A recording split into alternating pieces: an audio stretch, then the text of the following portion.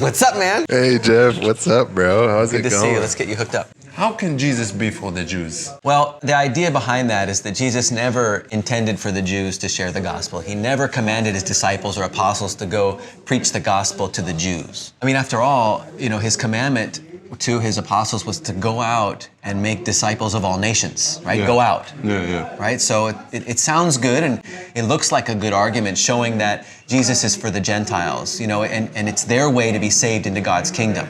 But Jesus in the beginning, he was for the Jewish only. There wasn't Gentile. He was in Israel preaching to the Jewish people.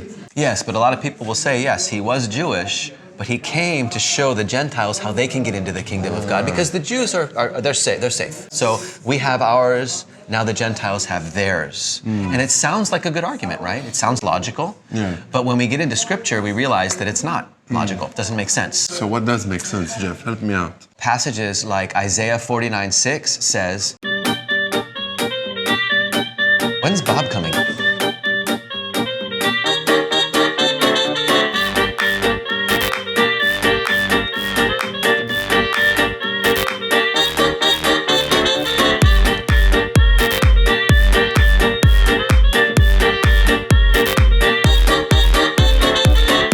Bob. There he is. It's about time. Look at What it. happened, man?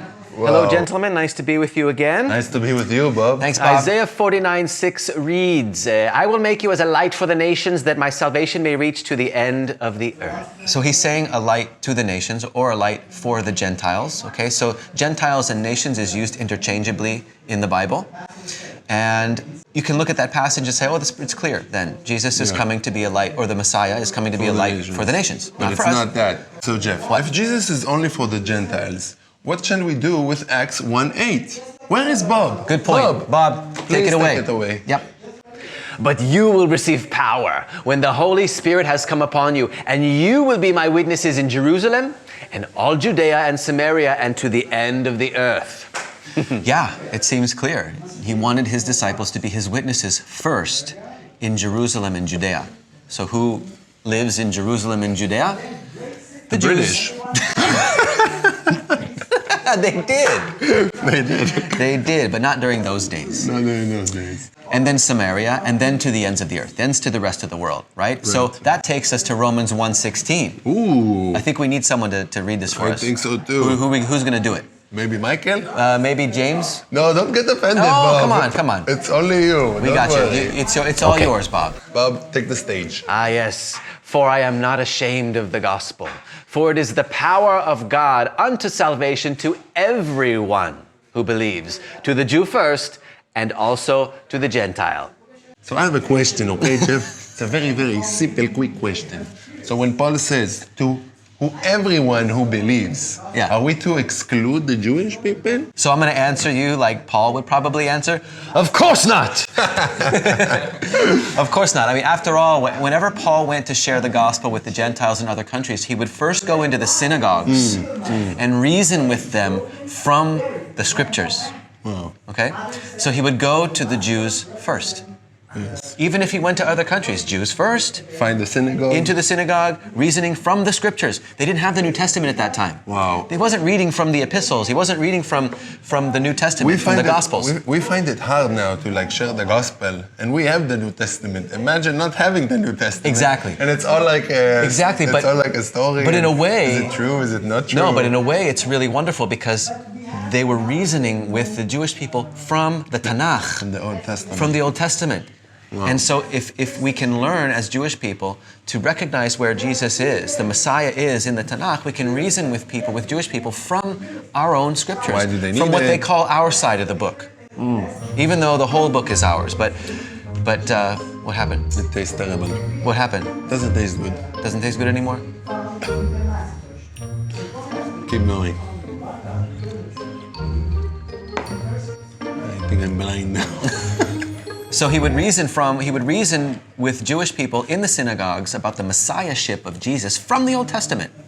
Right? So he didn't have the New Testament. He didn't have the epistles. He didn't have the Gospels to go to. You know what he did have? What? A lot of courage. A lot of courage, yes. He given to him by The Holy Spirit. That's right. So, obviously he's he understands that the power unto salvation is given to us by God. So he would explain to them Jesus' power unto salvation to all those that believe. So Jeff, I asked you before, is Jesus only for the Jews? You tell me no. So is he only for the Gentiles? Of course not. And you know, if you're Jewish and you're watching this, you may be surprised to learn that in the first century, the Jews had a hard time sharing their Jewish Messiah with the Gentiles. Wow. Right? They were asking, how can you be Gentile and believe in Jesus? Yeah. Right? And nowadays, because of 2,000 years of tradition and a divergence from biblical Judaism into rabbinic Judaism, the question is now, how can you be Jewish and believe in Jesus? But that's not how it was in the first century. The first century was, wait a second, our Jewish Messiah has come, and now he's telling us to go to the to the Gentiles.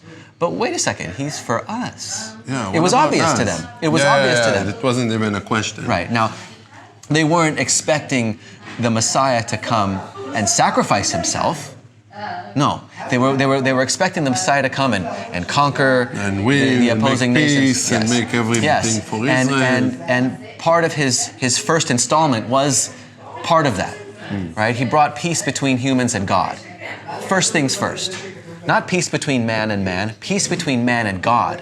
What's more important? Peace between man and God or peace between men and men? Men and men. Right, peace between men and I got you. But peace between men and God is much more important. Will result in peace between men. Peace between men and God will result in peace in the family. Peace between men and God will result in peace between nations. So we want to go to God first. We want to go to God first. Hallelujah. Well, we hope this clears some things up for you. And we were really curious to hear what you have to say about this content in the video. We want to also to encourage you and to read from the New Testament. Yeah, if you've ever been scared of opening it or warned about its anti-Semitic undertones or even been told that it's for the Christians and not for the Jews, we'd like to end with this. Bob, can you read the first sentence of the New Testament, please? My pleasure. The book of the genealogy of Jesus, the Messiah, son of David, son of Abraham. Guys? Well, Elisha, it doesn't get any more Jewish than that. Guys, if you like this video, don't forget to share, like, and comment. And subscribe. Of course, hit the bell button to see immediate notification when the videos are uploaded. And guys, we love you. Have a great day and evening or night or whenever you're watching this. And God bless you guys.